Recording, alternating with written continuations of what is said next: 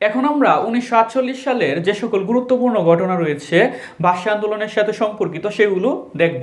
আমরা দেখেছি যে ১৯৪৮ সালের আগে ১৯৪৭ সালের ১৫ই আগস্ট ভারত স্বাধীনতা লাভ করে এবং ১৪ই আগস্ট পাকিস্তান স্বাধীনতা লাভ করে। তারপর ১৯৪৭ সালেই ১ সেপ্টেম্বর তমদ্দুন মজলিস গঠিত হয়। ১ অক্টোবর আমাদের রাষ্ট্রভাষা সংগ্রাম পরিষদ প্রথমবারের মতো গঠিত হয়। তারপর আমরা এখন ১৯৪৮ সালের জানুয়ারি মাসে দেখব যে ১৯৪৮ সালের ৪ জানুয়ারি পূর্ব পাকিস্তান ছাত্রলীগ গঠিত হয়। পূর্ব পাকিস্তান ছাত্রলীগের সাধারণ সম্পাদক ছিলেন বঙ্গবন্ধু। এটি পরবর্তীতে বাংলাদেশ ছাত্রলীগ নামকরণ করা হয়। তো এই ইনফরমেশনটি হচ্ছে অনেক বেশি গুরুত্বপূর্ণ, কারণ এই যে আমাদের পূর্ব পাকিস্তান ছাত্রলীগ গঠিত হয়, এটি সাধারণ সম্পাদক ছিলেন বঙ্গবন্ধু। আমরা জানি যে বঙ্গবন্ধু শেখ মুজিবুর রহমান সম্পর্কিত যে সকল তথ্য আমাদের রয়েছে সেগুলো অনেকবার পরীক্ষায় আসে, তো এই তথ্যটি হচ্ছে অনেক বেশি গুরুত্বপূর্ণ। তারপর আমরা ভাষা আন্দোলন সম্পর্কিত আরও তথ্য দেখে নিই, যেগুলো ১৯৪৭ সালে হয়েছিল। ১৯৪৭ সালে শুরুতেই ১৯৪৮ সালে ২৩ ফেব্রুয়ারি গণপরিষদের অধিবেশন হয় এবং সেই অধিবেশনে ইংরেজির পাশাপাশি উর্দুকে ব্যবহার করা শুরু হয়। তো এই যে ইংরেজির পাশাপাশি উর্দুকে ব্যবহার করা হচ্ছে কিন্তু বাংলাকে ব্যবহার করা হচ্ছে না, এটা নিয়ে দাবি করেন হচ্ছে প্রথম ধীরেন্দ্রনাথ দত্ত। তিনি ছিলেন কুমিল্লা থেকে গণপরিষদের একজন সদস্য। আমরা এটিও আমাদের পরীক্ষা অনেকবার আসে যে কে প্রথম গণপরিষদে বাংলাকে রাষ্ট্রভাষা করার হচ্ছে বা পাকিস্তানের অন্যতম রাষ্ট্রভাষা হিসেবে দাবি জানায় কে, এটি হচ্ছে ধীরেন্দ্রনাথ দত্ত। তিনি কুমিল্লা থেকে গণপরিষদের একজন সদস্য ছিলেন। তিনি প্রথম বাংলাকে গণপরিষদের অন্যতম রাষ্ট্রভাষা করার দাবি জানায়, কিন্তু গণপরিষদের যে সকল মুসলিম লীগের সদস্যরা ছিলেন তারা হচ্ছে এই দাবি প্রত্যাখ্যান করেন। আমরা লিখে দিই, গণপরিষদের যে সকল মুসলিম লীগের সদস্যরা ছিল, মুসলিম লীগ মূলত পশ্চিম পাকিস্তানের একটি বড় রাজনৈতিক দল। তো গণপরিষদের দাবি হচ্ছে তারা গণপরিষদের যে এই দাবিটি তারা প্রত্যাখ্যান করে। এই যে প্রত্যাখ্যান করে, এই কারণে হচ্ছে আমাদের শিক্ষা প্রতিষ্ঠানে ধর্মঘট পালিত হয়। ২৬ থেকে ২৯ ফেব্রুয়ারি পর্যন্ত শিক্ষা প্রতিষ্ঠানে ধর্মঘট পালিত হয়। এরই প্রেক্ষিতে যে আমাদের ২৩ ফেব্রুয়ারি যে আমাদের এরকম দাবি প্রত্যাখ্যান করে, এরই প্রেক্ষিতে হচ্ছে ২ মার্চ রাষ্ট্রভাষা সংগ্রাম পরিষদ পুনরায় গঠিত হয়। এটির আহ্বায়ক ছিলেন শামসুল আলম। ধীরেন্দ্রনাথ দত্তের বাংলার পক্ষে যে দাবি উত্থাপন করেন সেটি প্রত্যাখ্যান করায় পূর্ব পাকিস্তানে প্রথম রাষ্ট্রভাষা সংগ্রাম পরিষদের উদ্যোগে প্রথম ধর্মঘট পালিত হয়। সেই ধর্মঘটটি হয় ১৯৪৮ সালের ১১ই মার্চ। এটি আমাদের পরীক্ষার জন্য অনেক গুরুত্বপূর্ণ যে রাষ্ট্রভাষা সংগ্রাম পরিষদের প্রথম ধর্মঘট কবে হয়। রাষ্ট্রভাষা সংগ্রাম পরিষদ যে দ্বিতীয়বার গঠিত হয়, এই দ্বিতীয়বার রাষ্ট্রভাষা সংগ্রাম পরিষদ গঠিত হওয়ার পর তার প্রথম ধর্মঘট হয় ১৯৪৮ সালের ১১ই মার্চ। আন্দোলনরত যে শিক্ষার্থীরা ছিল তাদের উপর পুলিশ লাঠিচার্জ করে এবং অনেক আন্দোলনকারী যারা ছিল তাদেরকে গ্রেফতার করা হয়। শেখ মুজিব সহ অলি আহাদ আরও অনেক গুরুত্বপূর্ণ যে সকল নেতা ছিল তাদেরকে গ্রেফতার করা হয়। গ্রেফতার করে তাদেরকে ১৩ থেকে ১৫ মার্চ পর্যন্ত তাদেরকে হচ্ছে আটকে রাখা হয়। তো এই যে আমাদের ভাষার জন্য প্রথম যে আমাদের মিছিল হয়, এই মিছিলের একটি স্লোগান ছিল যে রাষ্ট্রভাষা বাংলা চাই।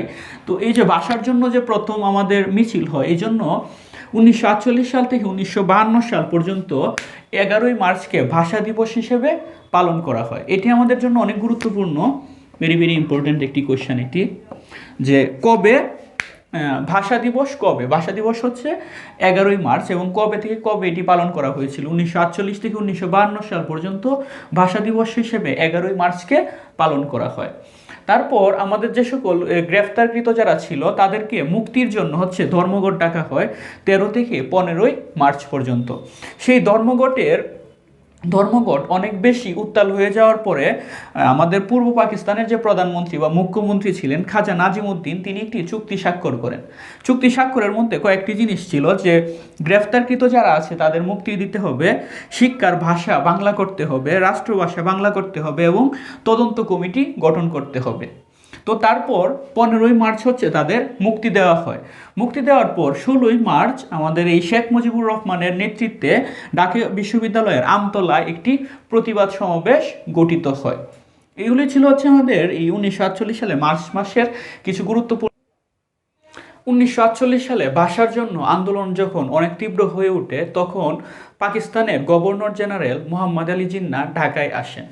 মোহাম্মদ আলী জিন্নাহ ছিলেন পাকিস্তানের গভর্নর জেনারেল। আমরা আগেও দেখেছি যে পাকিস্তানের গভর্নর জেনারেল ছিলেন মোহাম্মদ আলী জিন্নাহ, পাকিস্তানের প্রধানমন্ত্রী লিয়াকত আলী খান এবং পূর্ব পাকিস্তানের প্রধানমন্ত্রী ছিলেন খাজা নাজিমুদ্দিন। এই তত্ত্বগুলো আমরা সবসময় মনে রাখবো ভালো করে।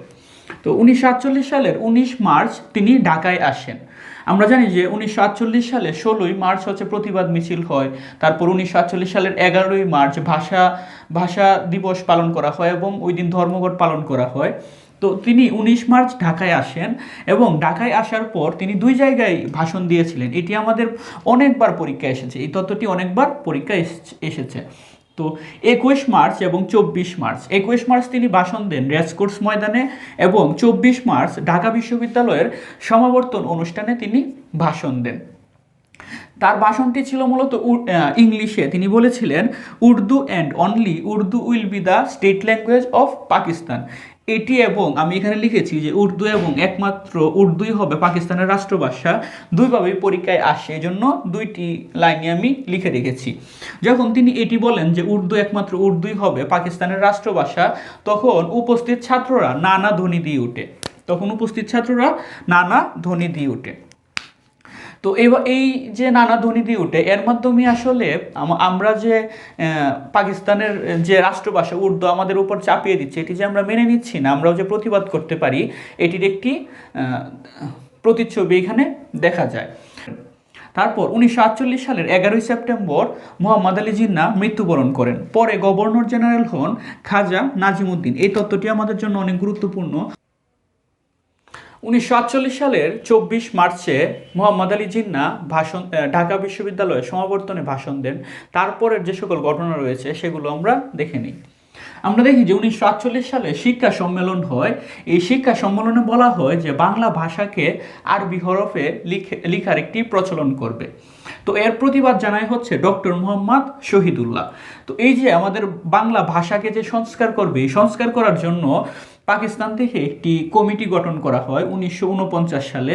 এটি নাম দেওয়া হয় পূর্ব বাংলা ভাষা কমিটি। এইটি হচ্ছে খুবই গুরুত্বপূর্ণ এই তত্ত্বটিও যে 1949 সালে পূর্ব বাংলা ভাষা কমিটি গঠন করা হয়। এটির সভাপতি ছিলেন মাওলানা আকরাম খাঁ। এটি অনেকবার পরীক্ষায় এসেছে যে 1949 সালে যে পূর্ব বাংলা ভাষা কমিটি গঠন করা হয়, এর সভাপতি কে ছিলেন? মাওলানা আকরাম খাঁ। এটি ছিল মূলত ভাষা সংস্কারের নামে একটি কমিটি তারা গঠন করে। এই কমিটিও হচ্ছে আমাদের সুশীল সমাজ হচ্ছে এই কমিটির প্রতিবাদ জানায়।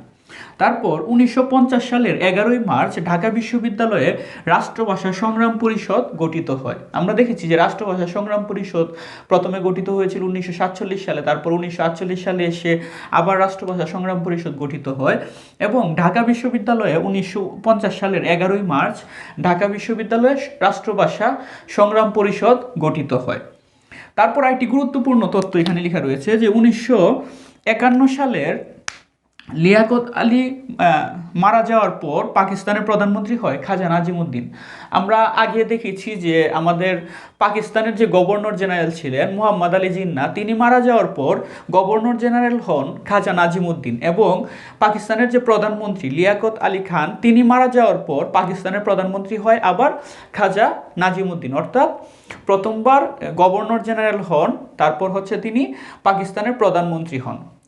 খাজা নাজিমুদ্দিন 1947 সালের যখন আমাদের দেশ বিভাগ হয় তখন ছিলেন পূর্ব বাংলার প্রধানমন্ত্রী।